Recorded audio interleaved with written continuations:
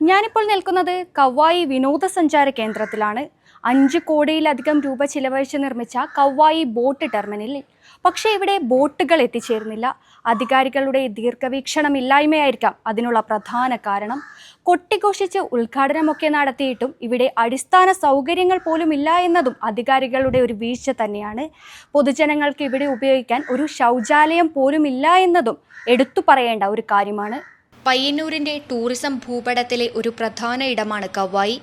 ഇവിടുത്തെ കായലും ബോട്ട് ടെർമിനലും മറ്റു മനോഹര കാഴ്ചകളും കേട്ടറിഞ്ഞെത്തിച്ചേരുന്ന സഞ്ചാരികൾ പക്ഷേ നിരാശരായാണ് മടങ്ങാറുള്ളത്.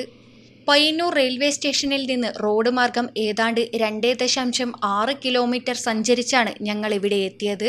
സ്നേഹം പങ്കിടുന്ന ചിലർ, ബോട്ട് യാത്ര ആസ്വദിക്കുന്ന ചിലർ, എങ്കിലും കേട്ടറിഞ്ഞതുപോലെയല്ല കാര്യങ്ങളെന്ന് ബോധ്യമായത് ഇവിടെ എത്തിയപ്പോഴാണ്.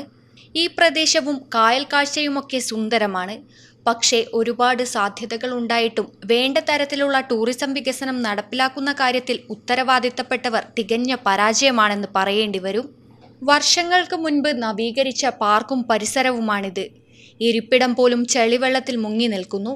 കായലിലൂടെയുള്ള ബോട്ട് യാത്ര കഴിഞ്ഞ് തിരിച്ചെത്തുന്ന സഞ്ചാരികൾക്ക് പ്രാഥമിക കാര്യങ്ങൾ നിർവഹിക്കാനും മറ്റും ഒരു ശൗചാലയം പോലുള്ള അടിസ്ഥാന സൗകര്യങ്ങൾ ഇവിടെയില്ല.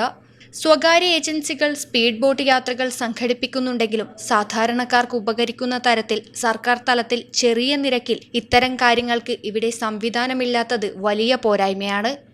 ഇവിടെ ആകെയുള്ളത് ബീച്ചിലേക്കുള്ള സർക്കാർ ബോട്ട് സർവീസ് മാത്രമാണ്. കടലാസിൽ ഒതുങ്ങുന്ന കാര്യങ്ങൾ മാത്രമാണ് ഇതുവരെ കവ്വായി കായലിനായി പ്രഖ്യാപിച്ചിട്ടുള്ളത്. ലോക തണ്ണീർത്തട പദ്ധതിയിൽ സ്ഥാനം ലഭിക്കാൻ വേണ്ടി 10 വർഷം മുൻപ് തുടങ്ങിയ പ്രവർത്തനം എങ്ങും എത്താതെ കിടക്കുകയാണ്. 2014 കോഴിക്കോട് ജലവിഭവ വികസന വിനിയോഗ കേന്ദ്രം ഇതിൻ്റെ പഠനം നടത്തി സംസ്ഥാന സർക്കാരിന് റിപ്പോർട്ട് നൽകിയത്.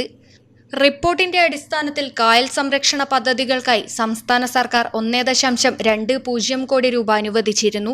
അതുപയോഗിച്ച് 2015 തന്നെ സംരക്ഷണ പദ്ധതികൾ പൂർത്തീകരിച്ചെങ്കിലും വർഷങ്ങൾ കഴിഞ്ഞിട്ടും അനുബന്ധമായ മറ്റു നടപടിക്രമങ്ങൾ പൂർത്തിയായിട്ടില്ല.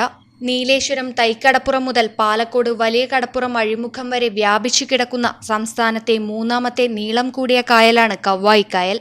സംസ്ഥാനത്തെ മറ്റു കായലുകൾ ലോക തണ്ണീർത്തട പദ്ധതിയിൽ സ്ഥാനമുറപ്പിച്ചപ്പോൾ അധികൃതരുടെ അനാസ്ഥ കാരണം കവ്വായി കായൽ മറ്റുള്ളവർക്കൊപ്പമെത്താൻ കിതക്കുകയാണ്. മാറി മാറി വരുന്ന പ്രാദേശിക സംസ്ഥാന ഭരണകൂടങ്ങൾ നൽകുന്ന വാഗ്ദാനങ്ങളല്ല കവ്വായി കായലിന് ആവശ്യം.